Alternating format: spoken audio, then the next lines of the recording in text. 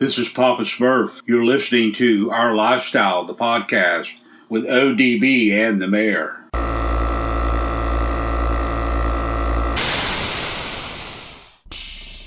Yo, this is Rob Maggi, and you're listening to Our Lifestyle podcast.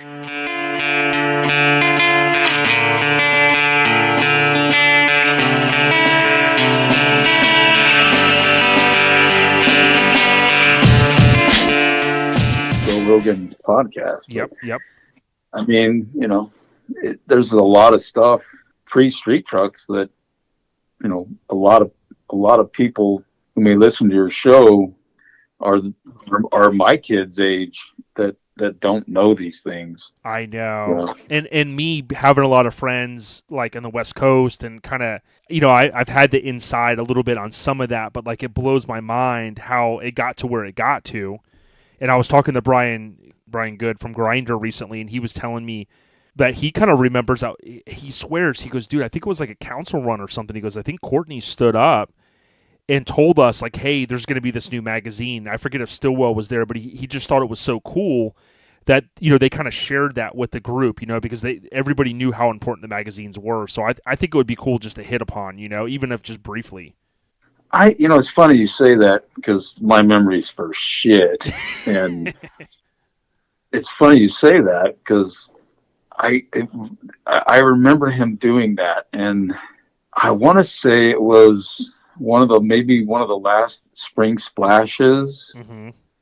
I want to say that's what it was, and unfortunately Courtney's not here to verify that, but I think that's what it was. I vaguely remember that now. Yeah, Brian, I went to the Oregon show a few weeks ago, and he was like, he goes, I swear, I remember and he just thought it was so cool because that it was like, the mini truckers out there, of course, like there's that tight-knit community, so he just always thought it was awesome that, even though you guys were spearheading this new thing, that you guys weren't like, the mag wasn't too big to like say, you know what, we're going to share it because these guys are going to be all the guys buying it, Well, and again, I hope you're, recording this and you can just kind of lead right in with this whole thing is that, this is, that was part of the reason of why we did street trucks. Yes. And I kind of heard some of that. To get back to grassroots, that was, and again, that was the core of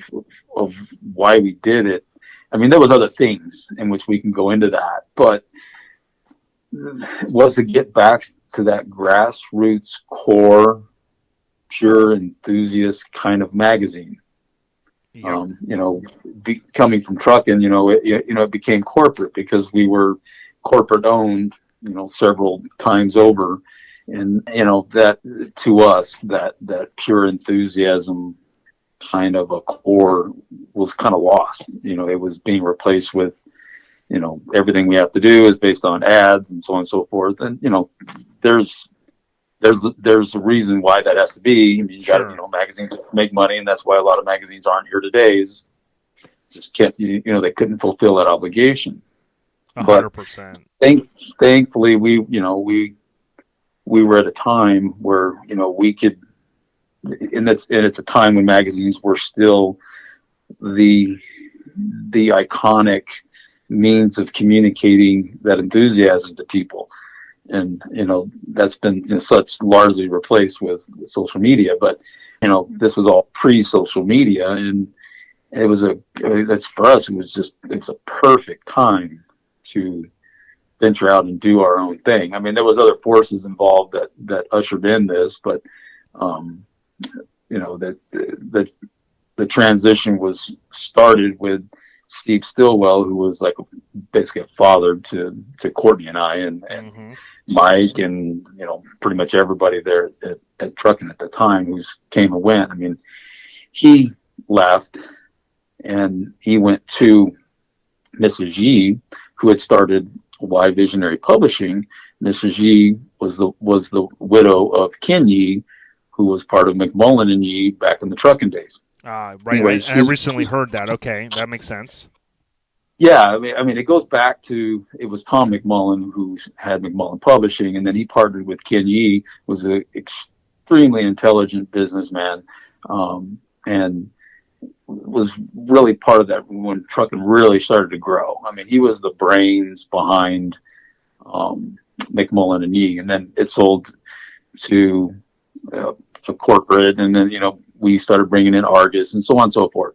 Like I said, it started to grow, and when Ken had passed on, obviously, he left a legacy that Mrs. Yee tried to fulfill with starting the Y Visionary. Mm-hmm. And her dream was to have a truck book again. And it just worked out that with Steve leaving, they got together, said, hey, this would be a great idea. And Steve got with Courtney and I and said, hey, if we're going to do this, we need you guys on board. And Courtney and I were both just like, no problem, dude. Yeah, you're like, oh, anyway. Yeah, because you guys were like a team. Remember, well, yeah, exactly. I mean, we were a team. I mean, I started, I came on board straight out of the military. And in fact, I had thought about this. I wanted to talk about this was my first encounter with Steve was, God, it had been like 80, 88, somewhere in there. Okay. I was hungover at a truck show, showing my Blazer. I mean, literally hungover, and had little ropes around my Blazer and all that stuff. And one of my buddies like nudges me because we're sitting in the shade, because we're hungover. He's like, "Dude, man, somebody's effing with your ropes." And I jumped up like, I want to kick somebody's ass, messing with my show ropes, around my truck and everything. There's Steve standing there, and he's like, well, if you want your picture of something like, if you want your picture of your truck in the magazine, you better let me take those ropes down. And of course, then I'm like, oh, hell yeah, so I'm taking the ropes down. Sure. And it wasn't long after that, they actually wanted to photograph my Blazer for a feature in the magazine. And I had gotten an accident with it, and so I had to get it fixed. And I told them I'd let them know, and got it fixed. And I let them know, it's like, hey, I'm getting out of the service. I don't know what I'm going to do. I'd like to get this thing, go ahead and get this thing featured because I probably got to sell it. I have no idea what I'm going to do with my life. Mm-hmm. And they're like, oh, really? You have any interest in being a photojournalist? And I'm like, well, what's that? Okay. I have no clue, right? So they, they're like, oh, we're looking for somebody to fill the spot. We just launched Mini Truckin' magazine, first issue, and you're a mini trucker, and would you like to try out? And I'm like, yeah, sure. What I got to do? Right. Like, well, go take pictures of your Blazer. Okay, sure. So I got this. In fact, I still have the camera. This old Pentax K1000. I'll probably die with it. It's my first camera. So I shot. Of course, now I'm really going through the magazine, looking at it from a photographic standpoint, like, okay, how am I supposed to do this? Right. So I went and shot photos, and I actually probably still have those transparencies, but anyways, it was good enough. And I wrote Alan Paradise was there with Steve and Alan Paradise, Larry Saavedra. I think those were the three. Anyways, they had me write about a show, and so I did a write-up about a show, and it was good enough. And Steve's like, when can you start? And I'm like, well, I still got 1 month left in the Navy. And they're like, we need somebody now. And thankfully, my chief at the time was, he knew I was getting out, so he was cool with it. So he let me start. So I actually started there when I was still in service. I think I had about 3 weeks left. Wow. And then, started from there. And I think Courtney came on board. I think it was 1990, because I started in 89. I think Courtney came on in 90 or 91. I think it was somewhere right in there. It wasn't long after I had started. So what I'm getting at is, at that time, Courtney and I were, we were young. We were early 20s. Mm-hmm. And so, Steve was, and still is, like a father figure to us. I mean, he really shaped a lot of who we would become over time as men. Mm-hmm. Not just, not just this in a work environment, but just in a personal environment. So yeah, we were a really close team starting then with Truckin' and Mini Truckin', and then we obviously did lots of other books along the ways. But that was, I think, a core of why when we left to do street trucks, it was us three, because we were the closest, the tightest group that. We worked well together. I mean, even though we fought like brothers. Right. I can imagine. Oh yeah, we it's like I was a managing editor, so I was always on Courtney about get your stuff done, man. Come on. Cause it's like even where I work now, it's like I'm a deadline freak because of 18 years as magazine editor, because you had to make the deadline. I mean, it's just the way it was. So yeah, we were always arguing and fighting about that stuff, but still we were really tight as a family, Yeah, definitely. And man, what a roll in. And I just want to, let the listeners know we got Brian McCormick on. And, Brian, we normally start off with how's it going? But dude, I want to start off and say when we saw you on the West Coast Influence, we saw, and you mentioned earlier that you were in the Navy. And I talked to Ruben recently about it, and want to thank you for your service to the country, man. That's an awesome thing. I feel weird when people say that. Oh man, I'm starting off on a bad foot. No. I feel really weird. To me, it was because I come from a generation where you either went to college or you went to service. That's just how it was. To me, it was just part of what I needed to do. And I mean, granted, I was young, and I wish I would have stayed in because I would have retired like many, many years ago. Yeah. Times have changed. The military is different now, but yeah, definitely. Well, when for listeners that watch the West Coast Influence, you'll see Brian in various scenes in there and whatnot. But like, did you kind of find yourself in like maybe the mid '80s, like before you went in the service, early '80s? I want to say in the West Coast Influence, you may have mentioned like seeing some Toyotas and stuff. Like, did you kind of get bit by any kind of bug in terms of the trucks and the vans and stuff, like in high school? My parents were vanners. Okay. And yeah, they had, my dad, he had this, custom personalization kind of bug. Most of the stuff, in fact, even still this day, he's almost 80 years old. He, both pimped out, and he's always taking care of his truck and adding this and that and so on and so forth. But yeah, they had this crazy van, and they'd go to the van runs and all that stuff. And, this is my influence really was actually cruising. Cruising was a thing, and I'm sure it wasn't a whole lot of people's towns back then, but it was like a thing. And everybody had their, lowered Chevy trucks, which now, all the C10s, but the C10s were new then. And, You're right. Buick LeSabres and Fleetwoods, and which I'd still like to have a early 80s Fleetwood, dude. People would trip. Yeah, man. All bagged out, laid out on wires like back then, because all you had was like center lines and wires, true spokes and stuff. But there was a few guys, I still remember, I can't remember his name, but he had a brown Nissan 720, was done up as much as you could do up stuff then, which was basically go to Pep Boys and find what you could find. Right. There just wasn't a lot. A friend of mine, David Harvey, he had probably one of the nicest, was a Chevy Love. Then a friend of mine that I grew up with, he ended up getting like this Courier and doing some stuff to it. So mini trucks, it was just kind of starting to take off, but it was just kind of the fast one. Of course, I was the kid, I couldn't afford any of that stuff. So yeah, I didn't get my first mini truck until I was actually in the service. Right after I was in the service, I got an '86 Toyota. Of course, immediately, cranked the torsion bars down and see how low I could go until I was ripping torsion bars out. And really, this is way before adjustable, air suspensions and such. So yeah, that was my first, was a Toyota, and then that got stolen. Then I had my S10 Blazer, which I'd love to have one again. Yeah, you seem to always like those trucks over the years, like the features that I've read, like in Truckin and all the magazines. Like you seem to definitely like the Blazers. I've just always, there was a dude I can picture right now. I was one of those weekends, high school. We all hang out in the parking lots. Everybody cruises by, and this is back when everybody's running 15s and 18s with as many watts as you could, Fosgate, O'Brien, and all the crazy stuff. And there was this dude that it was a brand new, would have been 84, 85 S10 Blazer, lowered on, I can't remember what wheels, and big ass sound system. And I remember his license plate said Snowball. I mean, that's just way back. Damn. But I can still picture it right now, seeing that thing cruising by, and I was just like, dude, that's it. Shit. That is the shit. Someday I'm gonna have one of those. And it was 3 or 4 years later I finally did.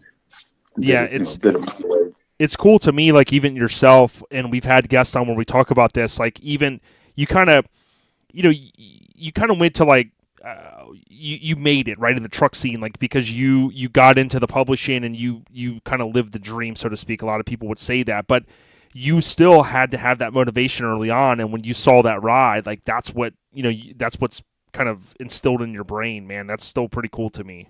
Well, like so, we like myself and Courtney and most of the people actually and Mike and Lance and got so many different people that came along afterwards. I mean, we were hired because we were enthusiasts, not because we were journalists. Mm-hmm.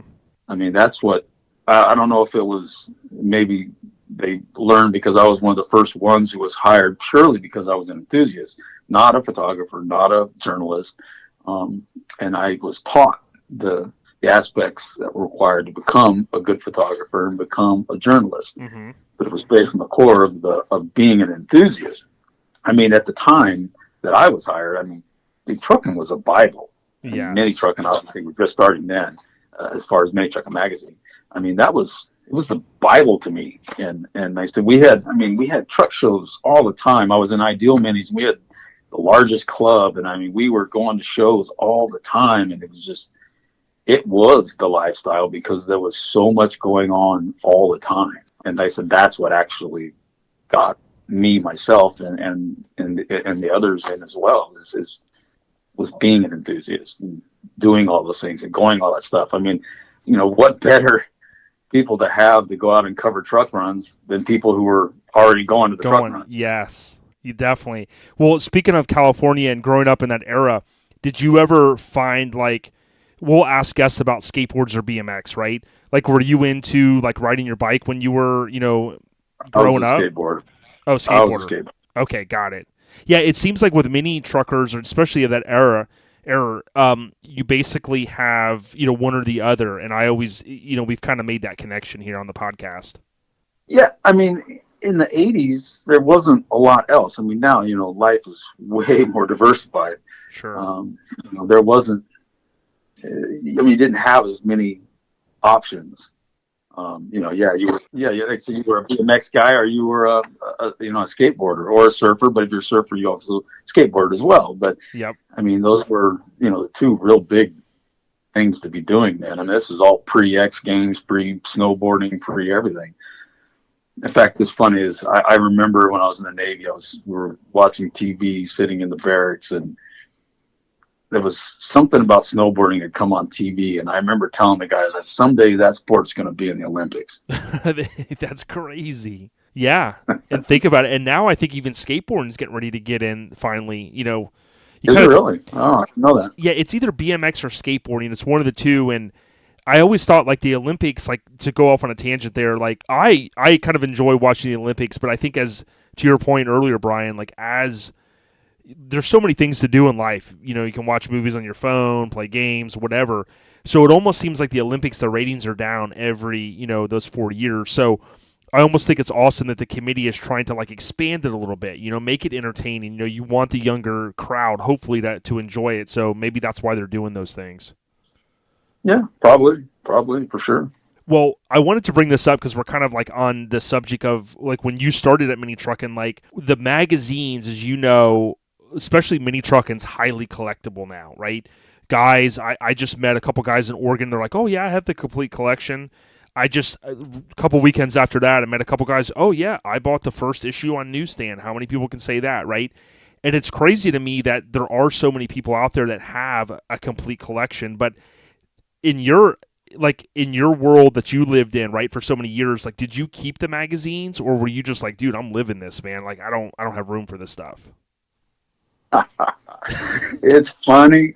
It's funny you say that because, which I live in Northern California now, and I still have my house in Southern California. Okay. That I've lived in for 20 years. And I'm actually selling it right now, and I have to go down this weekend to clean out my sheds. Oh, boy. Filled to the brim with basically every magazine that I was a part of and every issue. And I have up to a certain point, probably 2,000 or so on Mini Truck, and I have I said there's every issue. There's every issue Truckin back to the original ones. There are tons of magazines in my storage that I've like, got. what am I going to do with these? Don't throw them away. You know that. The one thing that's always people go, why do you keep this stuff? I go, but this is a significant portion of my life here. This 18 years of what I did and lived, and it's documented, and I go, there's going to be some time when my grandkids or my grandkids, it would be cool, at a time when, they probably haven't picked up a magazine, and they could look back this cool old thing that grandpa or great grandpa used to do. This was really cool. In fact, my kids still, that was always one of their things was, Dad worked at Truckin magazine, worked at Mini Truckin magazine, did all these things, and hopefully I'll be able to pass them on to them at some point, man. That they'll be able to keep that stuff, because and that's why I'm taking a trailer down, because it requires a trailer to bring all this stuff back.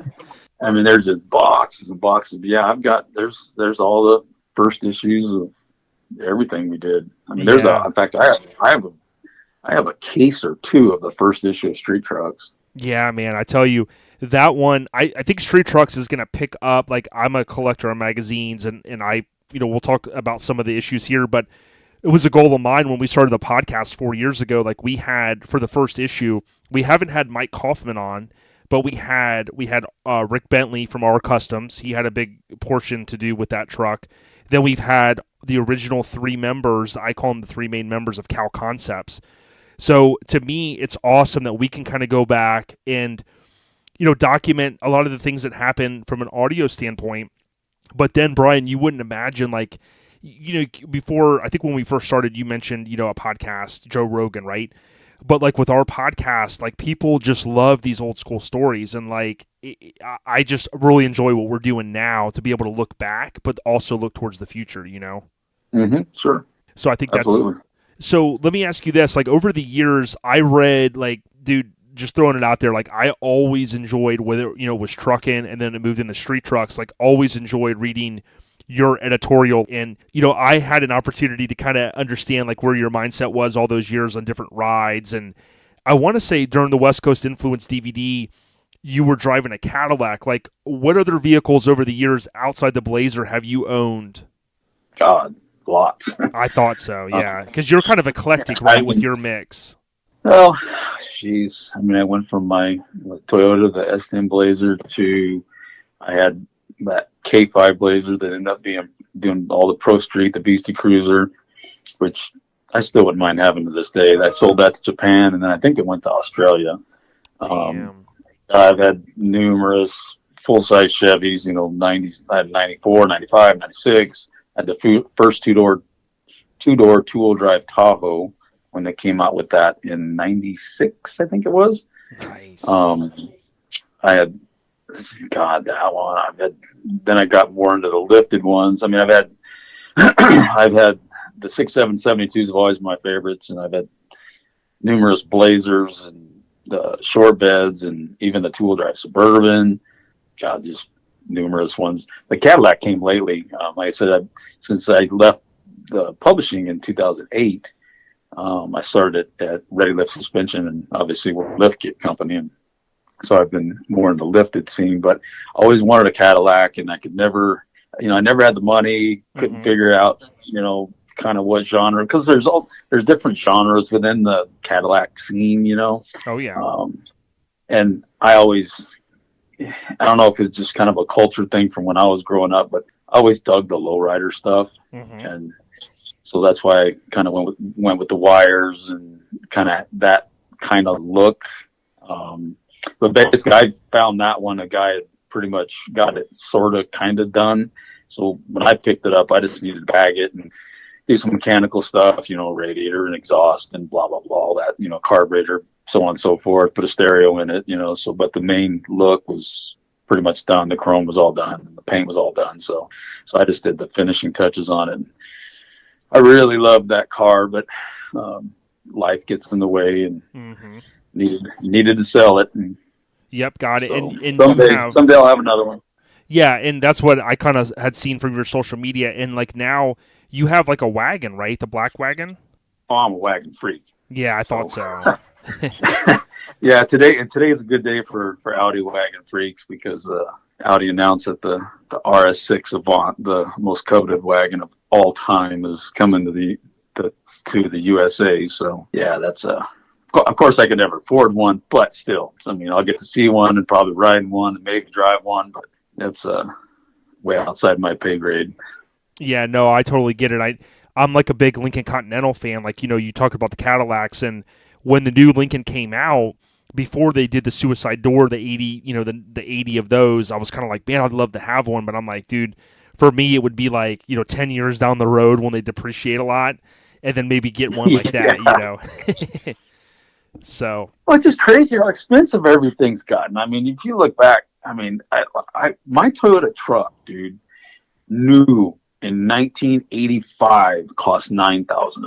Yeah, it's insane. It's insane. I mean, we get these trucks coming through here all the time, dude, and there's not a one that's got a sticker on it that's less than $50,000. Yeah, and just blows my mind how people can afford this stuff these days. But anyway, that's another story. No, I know. It's and I remember you would write editorials. I think it was you where we were talking about back in the day when gas was going to go up, and everybody's like, "Well, I got to get a non-gas guzzler," and you're kind of like, "Well, man, if you really think about it, you're not spending. I mean, you're spending a little bit more if you got a tight budget when gas goes up." But it's not like if you go and you buy a new car, you're going to have a huge payment for like 6 or 7 or 8 years, whatever they're doing now. So I'm kind of the like mind, like I'm going to keep driving one I have, and then when something comes out that depreciates, maybe I'll get one. I mean, I did that. When in 2008, when the gas crunch got really bad, mm-hmm. I was driving my Silverado that I still have, mm-hmm. and at 44 miles one way going to work, that got a little pricey. Oh yeah. So I went down and bought a little Chevy Cobalt. Of course, can't leave nothing stock ever. And, lowered it and wheels and tires. I got it. I can't drive stock, and I just can't. It's just not my DNA to drive stock. But the money I saved in fuel, because it was such a drastic difference, actually made the car payment. Right. So, but to your point, you're smart. You kept the truck. Like some people are like, well, I'm going to trade in my vehicle. I'm like, no, keep the truck, man. If you keep the truck, you're good. I still have it. Bought it new in 2003, and I still have that truck, and it's only got 123,000 miles on it. Damn. Yeah, that's yeah. It's funny. I was like, oh man, I've got my 4Runner and my lifted 4Runner I use for wheeling. And, my Audi's all lowered and done up, and that's my daily. And I got my truck that's actually used more for hauling shit now than anything else. But I'll keep that thing probably forever. It's just it's always been that good of a truck. It used to be lowered, now it's lifted 2-wheel drive. So it used to be lowered on 22s, but now it's lifted on 35s. Got it. So when you think back, kind of talking about the magazine era, when you were at Truckin before you got to street trucks, what was the vibe like back in those days? I mean, was it very similar to what street trucks was, or any kind of funny stories you can share? Anything you can remember? God, you're really testing my memory now, man. I'm 52 years old. I can't remember what the hell I had for breakfast.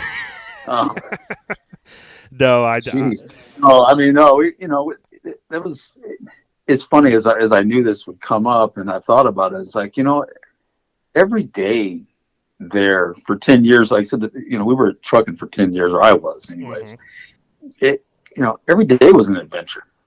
I mean, there's all kinds of just goofy stuff where, like, in fact, I photographed Steve's F100 for him for street trucks a couple of years ago, and he was over and we were having dinner, and we just got on this roll, with getting us all together. All these little things started coming back of all this, the little stuff, just the little things that were our day-to-day grinds. Like, one day we're sitting there in our little cubicles writing, and the guys were doing roofing, and the guy fell through the roof and landed on, which was then, what was his name? Frank, I can't remember his last name, landed on his desk, boom, right in front of us, just little stuff like that. It just was day to day that, that I still remember, we're talking about Courtney, Courtney was a card. So he always had stories and loved to tell them.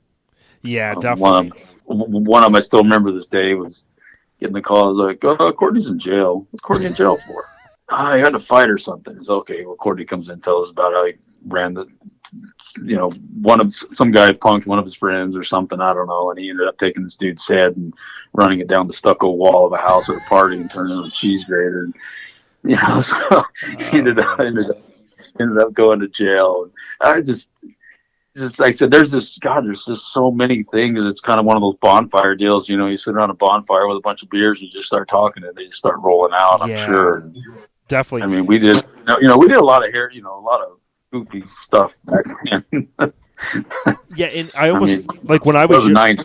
Yeah, exactly. And I remember when I was younger, like I didn't really like writing and stuff, but now like I've been reading, a lot more books, and it's like you could almost like you get to a point, you retire, you do whatever you're going to do.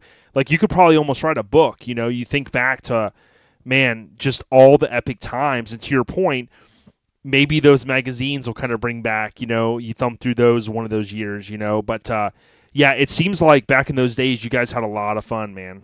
I have been extremely blessed to be able to have the career that I had then and even now.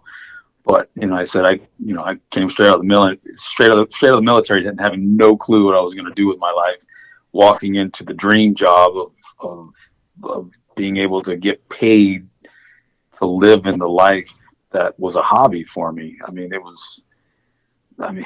was awesome, and at a time when again where everybody kind of looked up to everything you did, because magazines were the epitome of. If you built something, your dream was to get it in the magazine. I kind of feel sorry. I don't want to say feel sorry. That's probably not the right word, but it's kind of a bummer in a ways to me. There's so much incredible stuff built now compared to even then. The things that are built today are just light years ahead of the stuff that was built then. But the mechanisms for getting the appreciation and the accolations are completely different now. Like I said, people, their dream was to build something and get it on the cover of one of our magazines, Truckin, Mini Truckin, whatever it was. It could be a competitor like Sport Truck or something like that. But that was, that was the dream to be fulfilled. It's kind of unfortunate those days are not available to people now. And maybe it's just because, life and society is completely different, and the way we measure appreciation is completely different.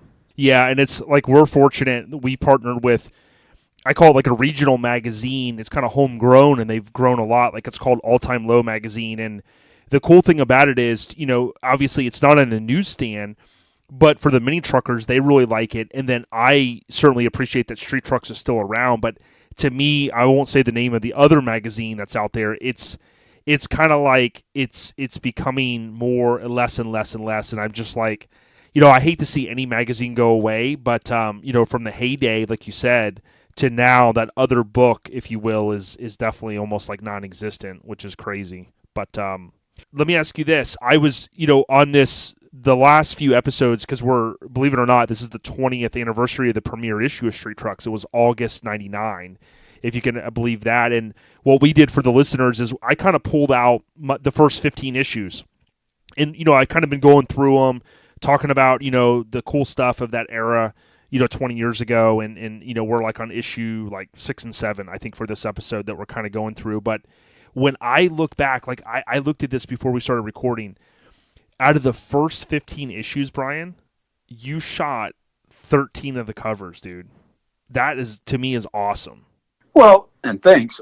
You got to remember, for us, it was a job. And we, it was our job to put together. Now, I guess let me take it back. Let me flip this back a little bit. Okay. When we started, when we decided to do this, Courtney and Steve and I, and we brought Bob Hayes on, which I know you know what Bob Hayes is, be our ad coordinator. I'm sorry, our ad director. And he's like, here's this super nucleus of enthusiasts. And so we're like, what is going to be the menu? How are we going to create this recipe And we're like, let's make the magazine that we know we've always wanted to make with no restrictions. And it's funny, it kind of goes back to you were talking about my column called In the Groove. Mm-hmm. And I used to get letters because, you know, people didn't email because very few people had email then, right? Right. I used to get tons of letters. People digging it, you know, because we just, you know, we came out just swinging we wanted our photos to be different, and we challenged ourselves to take better photos, to do things differently, to create, like I said, a magazine so that when people saw it for the first time, because, you know, we knew that people would know that it would be a good book because it was done by us, but we wanted them to really like go, damn, dude, this looks different, and I really dig this. I mean, that was what we wanted, and it, to me, it's like part of my job as the managing editor portion was, you know, I built out what features went in the magazine, you know, which tech articles and so on and so forth, did the layout and everything else. And so I wanted the entire presentation, when someone got to the back page, to go, wow. Like, I can't really wait for the next one. Yeah. Well, there was, you know, to almost have that coffee table kind of feel, you know, like it belongs on the coffee table out, just, you know, to really have that look. And, you know, my deal is I don't care who shot the cover. I don't care who shot the photos, who shot what. They just got to be the best stuff. Mm-hmm.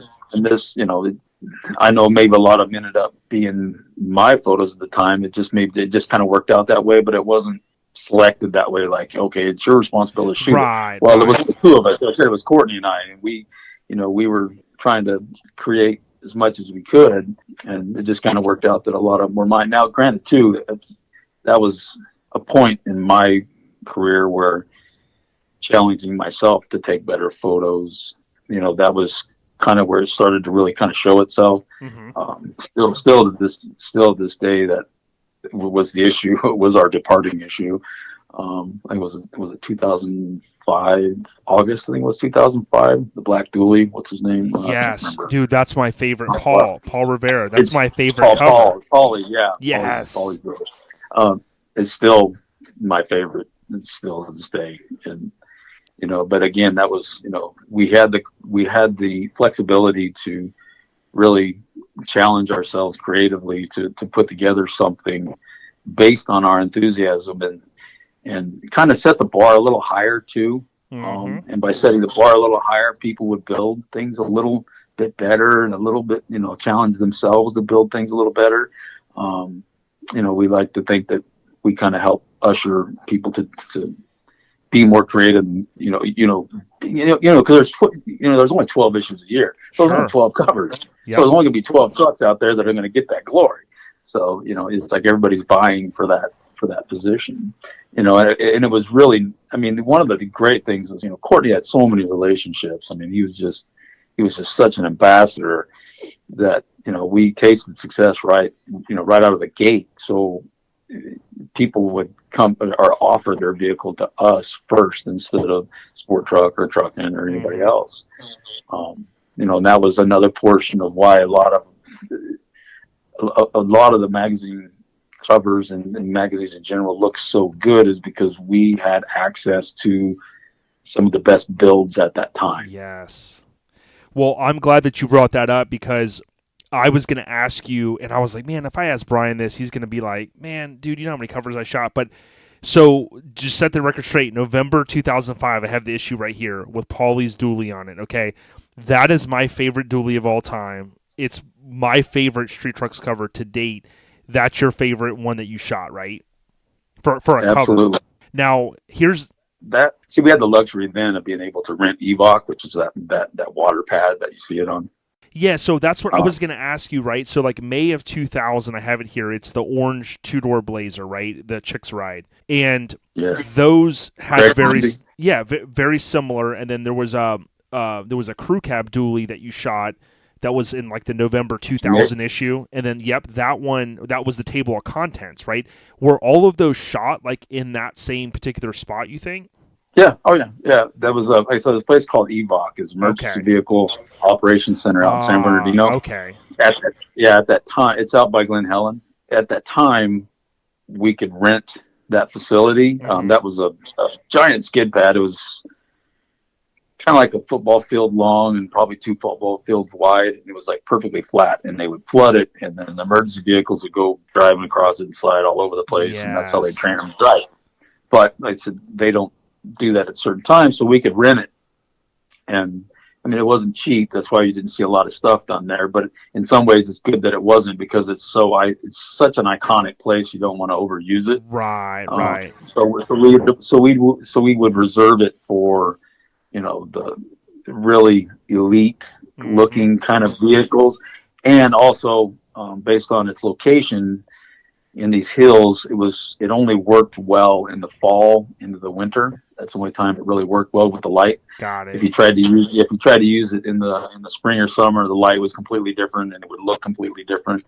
But yeah, I love shooting at that place. Right when the sun would set, the wind would calm down, the water would go like glass, and it was just point the camera and shoot, and it would come out awesome. Yeah, I loved it. My question, I was going to ask, like, hey, did you guys have to rent a water truck? Like, what was involved? But yeah, it makes total sense now. And for some reason, I maybe you wrote about that at one point, but I do think like these three, like literally I have them in front of me, and obviously the table of contents with the dually, man, that thing came out great. I mean, and that red interior on Paulie's dually, like, dude, to this day, I mean, the listeners know, I'm like, that truck had so much style with the Impala dash, the roll down back window, which is super rare. I mean, that thing is just, I really think that if you brought it out today, he's still killing the scene, man. I mean, it's that nice. Last time I asked somebody about that a year or two ago, I think he or somebody close to him still has that. That's what I heard. Just kind of sitting and just kind of, I don't want to say rotting, but it's just. Yeah, it's like aging like wine or something.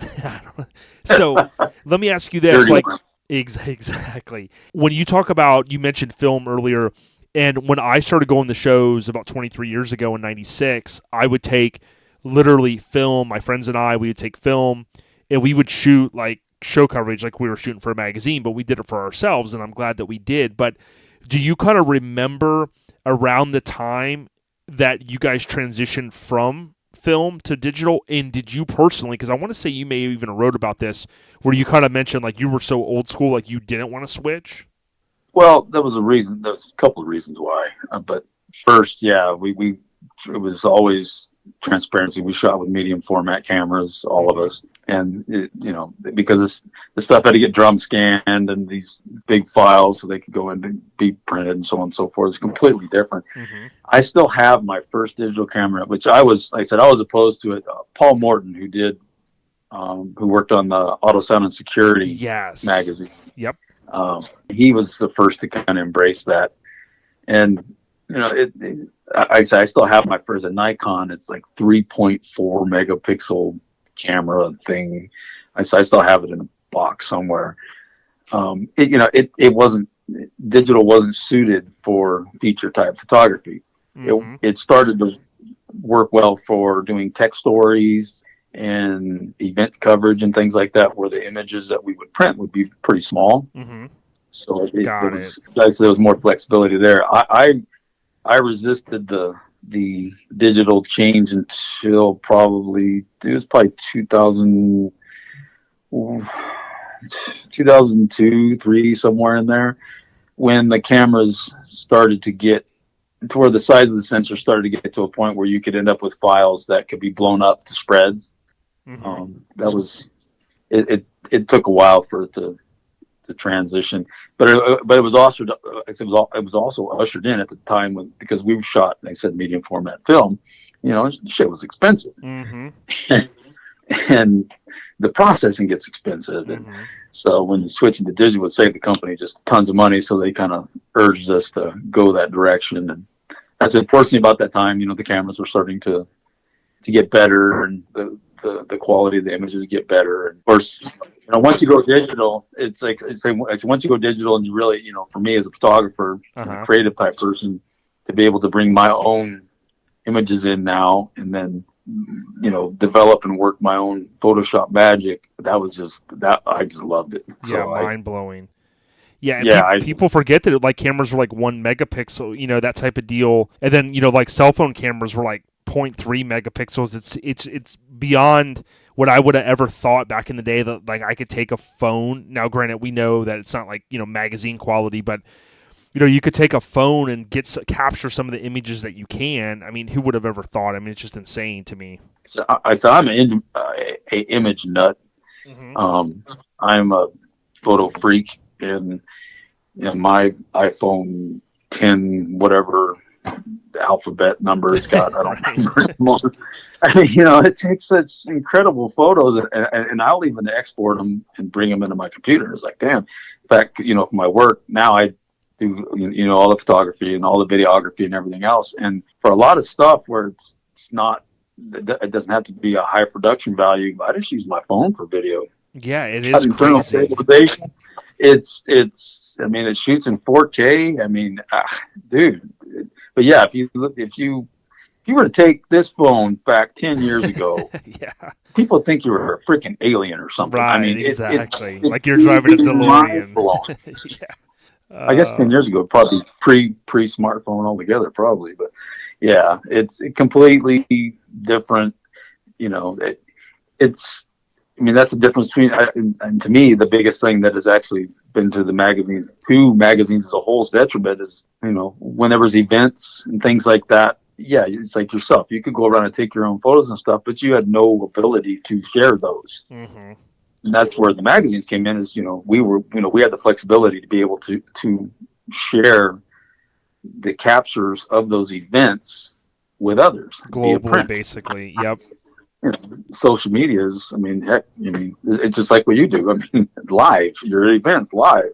Yep. It's like, why do I go buy a magazine now when I'm seeing it all live right here in person? Society just changed that much, and unfortunately, magazine not made the cut. Yep.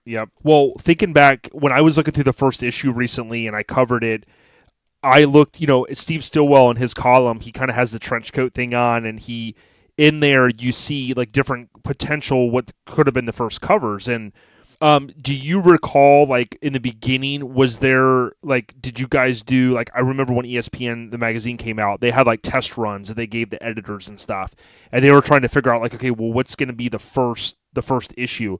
Was there a debate ever about Mike Kaufman's truck being on the first issue? Do you recall with Street Trucks? No, we wanted to, I'm 100% certain of this, or almost 100% certain of this, but, we knew we wanted the baddest of the bad, and the timing was just perfect because Mike was just finishing that up. Yes. And we were all pretty much in agreement that if we could get Mike to let us shoot that truck would be, just incredibly iconic. Yeah, for us. And of course Mike was, yeah, let's do it. In fact, I remember when I was going up there to photograph it, we looked all over for a damn place to photograph that truck. And we ended up photographing that thing in his driveway. That's what I thought, yeah. And to me, the Paradox Colorado Custom Wheels were good friends with the owners now. Mike, he's a great guy over there. But to have, like, I think Stillwell wrote about it one time, an X marks the spot type cover where you have the hood off, super detailed. The Cow Concepts paint, like that cover, like literally I remember hearing in Florida when that magazine came out, everybody's like, dude, there's a new magazine out. We drove around looking, and as soon as we found it, we're like, subscribe. And I was telling the listeners recently that the first year, technically in 99, it was bi-monthly because you guys were kind of ramping up into the 2000 where it became monthly, of course. But to me, when you guys put that one out, you said it earlier, dude, you came out swinging, man. Well, that was, and part of the reason it's bi-monthly is whenever you start a magazine like that. Back then you had to set up contracts with the printing houses, okay, and distribution, and it's a financial gamble for them for every magazine that they bring on board. So that's why they're bi-monthly to begin with, to begin ramping up distribution. That's part of the reason why it's and two, we didn't want to burden ourselves with the payload of trying to produce a monthly magazine with a relatively small staff. Sure. I mean, we started to lean heavily on our freelancers. It started to, which a lot of them were relationships we had from the trucking days. But, it took time to build up the feature file. In fact, I remember, I think it may have been, it was around that time I went to the F100 Super Nationals, which I used to love to go to. I shot 22 features there. Damn, that weekend? Well, because we had nothing. Yeah, I had nothing in our. I mean, my file drawer had nothing in it. So yeah, I mean, we needed a good solid year of hustling just to try to build the content file up so that we could be selective about the content that we put in the magazine, so that it was really good. We didn't want to be in a position where we're scrambling for anything we could get, because ultimately it ends up looking that way. Correct. I mean, you'll see something cool, and then it's like, what's this in here for? It's kind of whatever. Right. Well, we wanted the whole thing from page 1 to page 96 or whatever it was to be good all the way through. So it would take a little time to build up that portfolio to be able to give the readers the best content that we felt that we could deliver to them. Yep, got it. And I think the last question I have about Street Trucks is, is there any, maybe a fact or anything else that you could think of about the magazine that maybe the listeners don't know? Maybe something early on that you can think of that maybe stuck in your mind? I always try to, share different, little angles with the listeners, about different things. Street Trucks was the birth of anger. The birth of anger? Yep. See, you're already like, whoa, what's this? Yeah, at the time, I probably already talked about it, but, we all were trucking, and it was becoming very corporate and very, ad driven. It's where,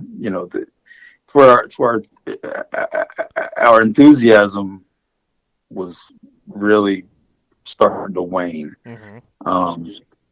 And when they let Steve go, and that really pissed us off, because Steve's like dad. Yep. And we were really bitter about Fuming. that.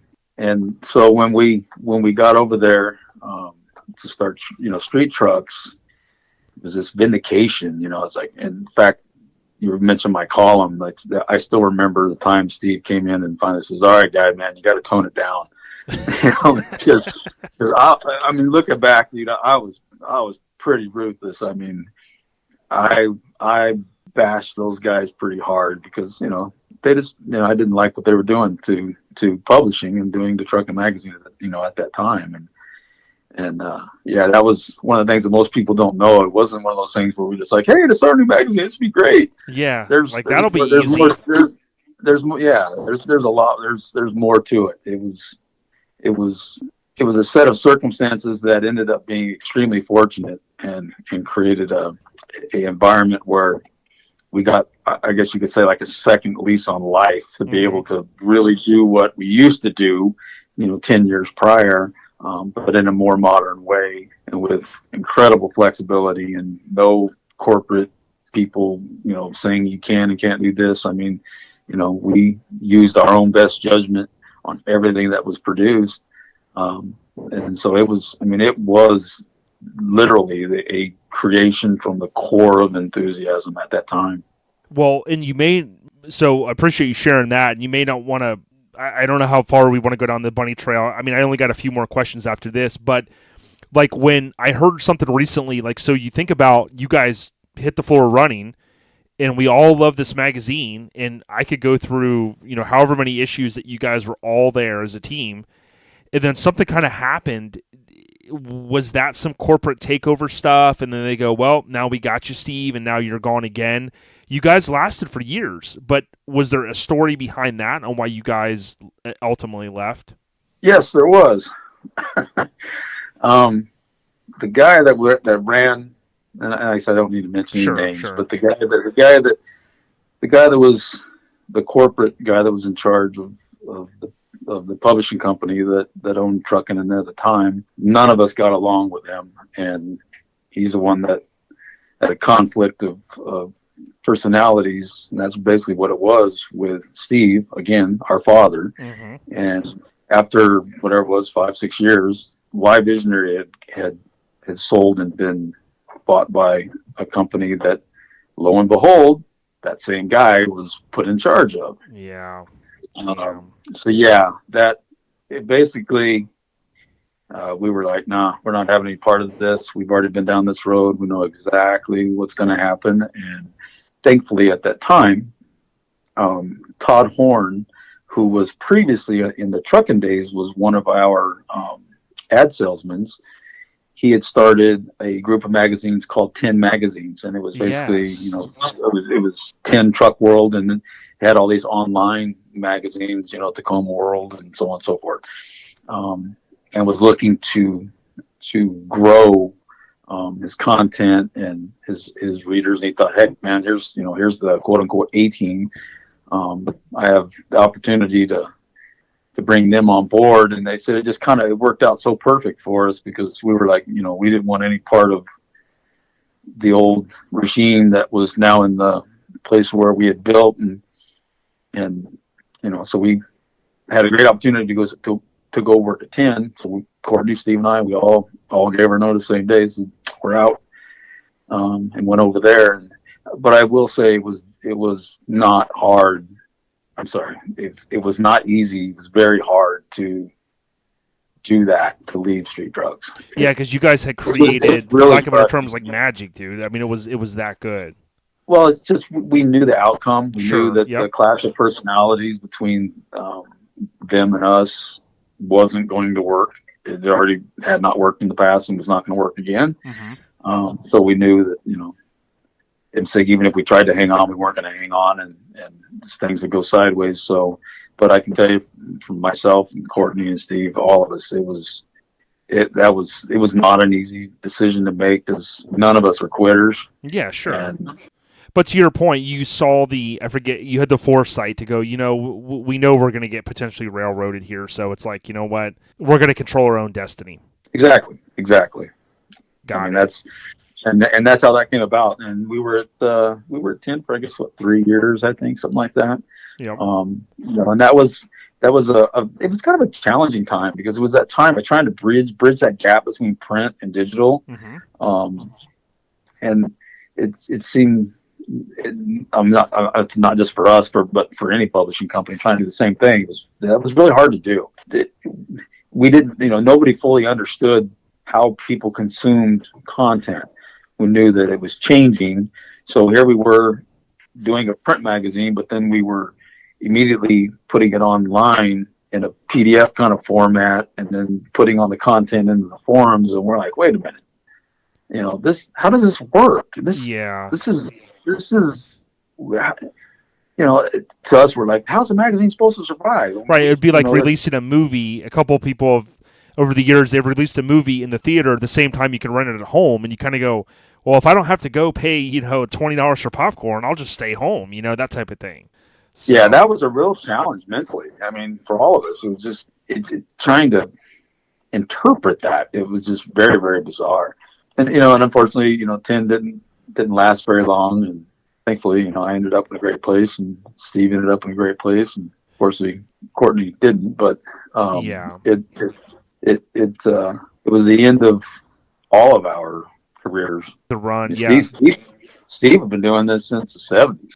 Yeah, I know, man. Because he had the foresight. I think, those guys back then, when we've talked to some guys before, and, they say, well, man, this mini truck stuff's really taken off. And it's like, well, we're doing trucking. Well, man, we'll do mini trucking. And it was like, they were just always like kind of thinking ahead, and they're like, boom, okay, let's do this. And then mini trucking had a damn good run, from 88, that one issue there, and then all the way to 2014, I think it was. So, yeah, it's mind-boggling. There's probably a whole lot of your listeners who don't know that Mini Truckin' Magazine was the creation of Steve Stillwell and Alan Paradise. 100%. 100%. And if they didn't have that foresight to see in SoCal and just in general that whole thing taken off, it may have just never been created. It just would have been trucking, and they would have ran a couple minis like you guys did here and there, Well, yeah, I mean, right, and in the 80s, that's when, particularly late 80s, they started to realize, Steve and Alan and Larry and them started to realize that a whole lot of the trucks and the majority of the shows that they go to are mini truck dominated now. Mm-hmm. So that kind of warrants having their own magazine. And Kenny Paul was doing some writing too, and he kind of contributed to that as well. And so they put that first magazine out as a test, a feeler to see how it would sell and see how it would do, and did real well. And actually, that's when I came on for issue number 2. Yeah, in issue 1, just a couple weeks ago, like a lot of us follow, and one of our buddies even sells, like as a hobby, he buys and sells Mini Truckin magazine. And what was crazy is the first issue, there was a mint copy. Like literally, I don't know if this person got it from an estate sale or they just had them, but all of their copies were mint. In the that premiere issue went for seemingly perfect number, $420. Plus, I think it was free shipping. But I was like, damn. That issue is becoming more and more iconic, even though it wasn't the best issue, because it was kind of like you said, like it was like a test issue, but it's because it's number 1, the mini truckers, we all want it. But $400, huh? Yeah, I know, right? So I was gonna say, I'm pretty sure mine's mint. It's in a sleeve. Yeah, I was gonna say, hit me up first, give me first dibs at it, and then we'll go. Nah. But I'll let you know after I go through my collection. I know there's my first issue of Truckin. It's not mint, but it's pretty nice because it's in a plastic sleeve. All that stuff's stored away. That's cool. Well, the few more questions I have is and we kind of established, we do know that some of the magazines have went away, especially like with Sport Truck. Tailgate was kind of that iconic, for a while, and then of course Mini Truckin. But if you would have thought back to like the 80s, now with Engage, they have street trucks still going, moving on to the 21st year now. You got the C10 Builder's Guide, and then they even rolled out the F100 Builder's Guide. Like, would you ever thought that the truck stuff would have evolved this much into what it is now? Oh, for sure. I mean, we were doing that back in the 90s. Besides doing Truckin, I did a magazine called Chevy Truckin. I did a Ford Truckin. I started Classic Trucks magazine. That's a good point. I forgot about Classic Trucks. We were doing niche publications back then. I mean, we started Sport Compact Car. It was a offshoot because of the mascots that were part of the mini truck club, because back in the day, mini truck clubs could have one mascot, and that mascot was usually a compact car of some sort. And it was all Honda, something like that. Well, that kind of started to take off, and basically they were car versions of mini trucks that were being shown. So we started the Sport Compact Car magazine. So we had numerous offshoot magazines back then. Yeah, and like the Chevy Truckin and those types, like I have a few of those here and there, but I almost wish that I would have had more of those because, to your point, yeah, there you go.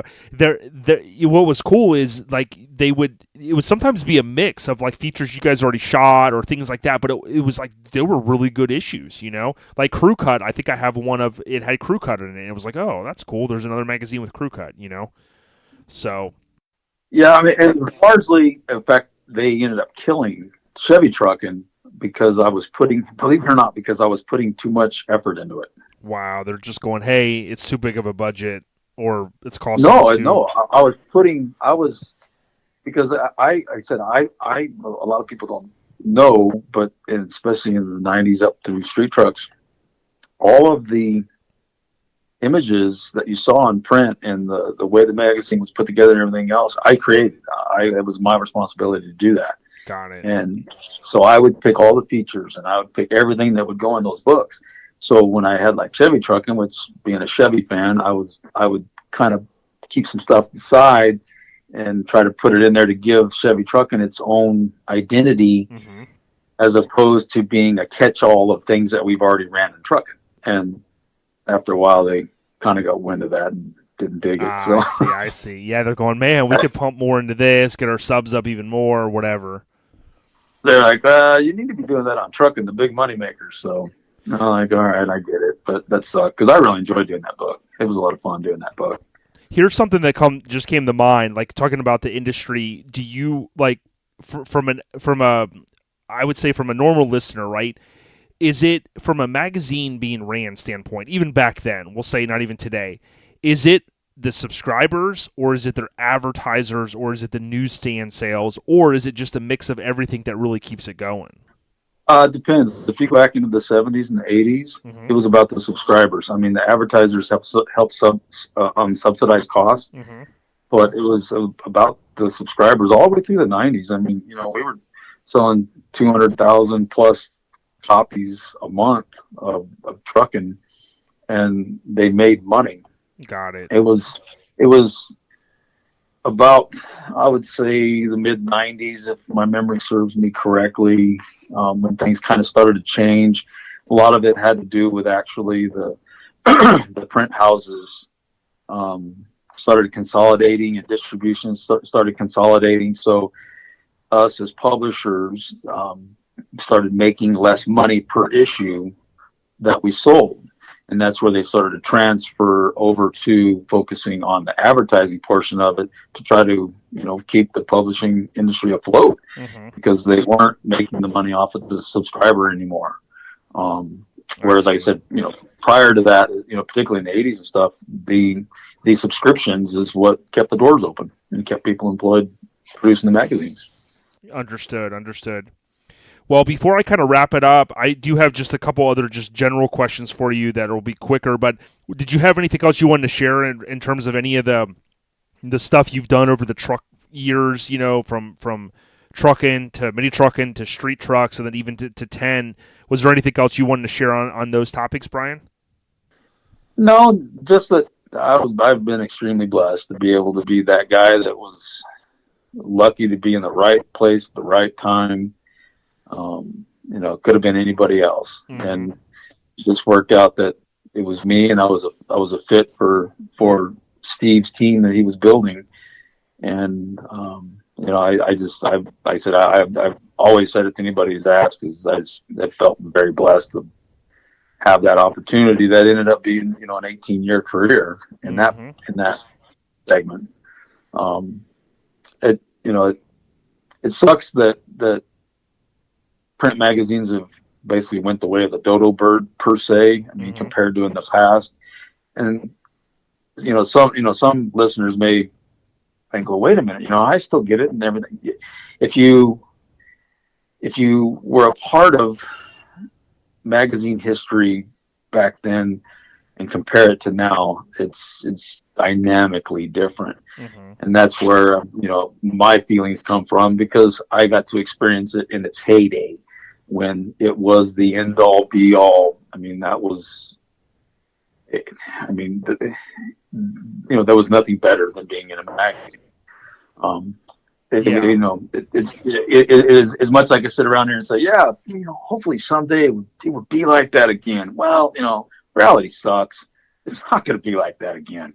So Yeah. I have the fortunate opportunity to be able to appreciate what was, and hopefully there's a lot of people listening who were around that time and who can appreciate that as well.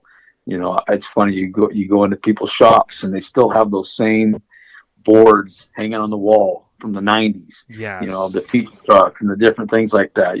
If you guys ever get a chance, you should go to Doug's Starbucks shop in Riverside. Yes, I know. A few Doug, people have told us that we need to have him on, but we need to stop by there. Yeah, I mean, it's like a museum, because Doug's been around so long, pretty much as long as I have. In fact, I remember he was at Color Concept. I think it was Color Concepts he was at, and we had met, and so we kind of ran parallel through our careers. But yeah, if you go to his shop, I mean, you'd be blown away by all the stuff on the wall, and to me, that's special. That's extremely special, because that doesn't exist anymore. I mean, everything we consume is in a digital format. It's not hanging on the wall like that anymore. So it's like, so you go to a place like Doug's, and I said, you go in there, and it's like a museum of the past. It's just incredible. And I'm sure there's a lot of other shops like that around, that have that similar a decoration where everything's hanging on the walls that. I mean, to me, that's just. Well, what's funny is the main plaque place, I don't know what year they went into business, but we kind of had to deal with them early on with the podcast because they're right here in the Tampa Bay area. And I would imagine, Yeah, in the news, exactly. And, you know, I've been to the facility. I picked up a couple plaques there. And what is amazing is, to your point, like, you know, the listeners are going, well, we do still have street trucks. We have the builder's guides. You know, we've got all-time low. Like, definitely we do. But I would venture to say, like, if you went to the bookstore and you look, you know, you go to the big bookstores by me, there are still a lot of magazines. But I really, truly think, and I found the Wikipedia page the other day, that had all of I was trying to find the word to use, and it's defunct, right? All the defunct magazines, and there are a lot of them. So, to your point, you know, I know listeners are going, man, I still get my magazine, but it has changed over time, and I'm thankful that, like, Chris and Nicole with Street Trucks, like, dude, I would have never thought this, Brian. Like, they're in Florida, dude, and they're the edit. You know, Chris is the editor. So I am thankful that they're carrying it on and they're doing a good job. Absolutely. But to your point, the dynamic has definitely changed in the magazine world. So. And we always have, and I can remember in 1995, 6, whatever it was, we're sitting and this is at Truckin, and we're having our weekly staff meeting with the staff meeting and the magazine and everything else. And I remember something about the internet came up, and I remember saying this. I can visualize it right now. You guys got to be careful because the internet is going to kill us. And they're like, you're crazy. There's no way. And a lot of that was spawned. You know, I thought about, why did I make that response? And a lot of that was spawned was, I got internet connection at my house. Ooh, you know, I had my AOL dial-up, you know, yes. Right? And I found myself, instead of sitting on the couch reading magazines, I soon found myself sitting at my computer, hanging out in all these forums and stuff, right? Yep. You know, the AOL chats and all the different crap they had. Well, and I was using that as like, look, I have a select amount of time in a day to consume things that I'm interested in. Sure. And that was always, you know, to that point, it had always been print. Well, now all of a sudden there's this box that's got my attention, and it's got my attention all the way into the time I go to bed. And I started, as I was telling them, I was like, look, this is going to happen, and it's going to suck. Thankfully, it took longer than I thought it would. Mm-hmm. I mean, literally, I'm very thankful that it did. But I also believe that at some point there's going to be a revolution. I know it's probably not the right word to use, but a revolution that is to where print is going to be more important than it is now. And it's kind of like classic cars, you know. Mm-hmm. They were they were cool and they were new, and then they went through that 20-year cycle of where, like, oh, that hunk of junk, whatever, mm-hmm. you know, sitting in the back of whatever, collecting dust, whatever, and all of a sudden now they're the hot new thing again. Mm-hmm. I think that magazines, as long as there's people who are willing to assemble a magazine, put one together, and a publishing house or a printer that's willing to print it and a means to distribute it, as long as that as long as that exists, excuse me, there's a potential to be that kind of revolution to where people will want that again. I just believe that magazines are just far too iconic to just go away. Yeah, I agree, because so many people say people still want to keep them together. Yeah, you know? And so many people say I just like to, you know, it's just like a lot of older folks, like when they read books, they don't like to read them digitally. They say I just like the book in my hand, you know, that type of thing. So, and we're starting to see that. Digital book. Yeah, I can't. Yeah, this is too weird. It is weird, and you know, we're starting to see it with All Time Low magazine, because with the mini truck, there's like this resurgence that you're talking about, almost like with the print. We saw that a few years ago. Like, I'm a big music guy, right? And unfortunately, with these, you know, with streaming, I love streaming, but with it's becoming harder and harder to find. Like, if you want to buy a CD from your favorite artist, right? Okay, so you can go out, you can go to their website, and you can buy it. It's like $16, shipping that's $20, right? But for a while there, and it was a few years back, like, vinyl had made such a resurgence that it was outpacing like CD sales, right? And I thought that was awesome, because who would have ever thought, you're like, vinyl, you know, but vinyl sounds really good. And as you know, like, how trends come back, that's what was happening with the younger crowd. They're going, oh, this big record. Oh, look at the artwork. So to me, I kind of equate it to the same thing. Oh, absolutely. I said and maybe I'm just being optimistic, but I like to think that, it's that of, roughly a 20-year cycle that magazines will have to survive through to get to that point where it just, as long as there are me, you, and your listeners and people who experience magazines as a part of their life, that will be a cool thing to continue to have in our life. The rough part is getting through our kids and grandkids and so on and so forth who have absolutely no clue. But on the flip side, there's going to be a segment of them who are going to think it's really cool. And again, hopefully there are still people putting them, taking the time to put them together and assemble the content in a magazine way that will just continue to be novel for a generation that up to a point probably never picked up a magazine. I mean, all they do is stare at their phones. Yeah, definitely. Exactly. It's crazy. But I would highly encourage, we partnered up with Radar over at the West Coast Influence. So I'd encourage everyone to go out to minitruckfilm.com and order the Blu-ray or DVD. You will see Brian on there talk about various things. Brian, what are some of the hobbies that you're into these days? You kind of mentioned photography and some videography for your work. Is there any other stuff that you're really into outside of the trucks and cars? I do. I have too many freaking hobbies. I thought I was the only one. That's part of my problem. I'm one of those guys that my ADD doesn't allow me to sit still. So I've got a lot of, I'm a competitive shooter. So a competitive trap shooter. And that takes a lot of my time, a lot of my weekends. I enjoy it immensely.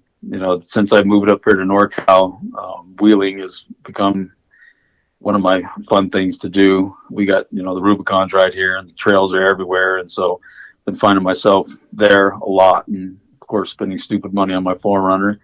But those are probably the main ones that consume the majority of my time. Besides work, I'm still sitting there at work as I'm talking to you. So yeah, I know you were saying that earlier and I was like, dang man, I mean, even West Coast time, you're putting in the hours. What city do you live in up there? A city called Placerville. It's actually old.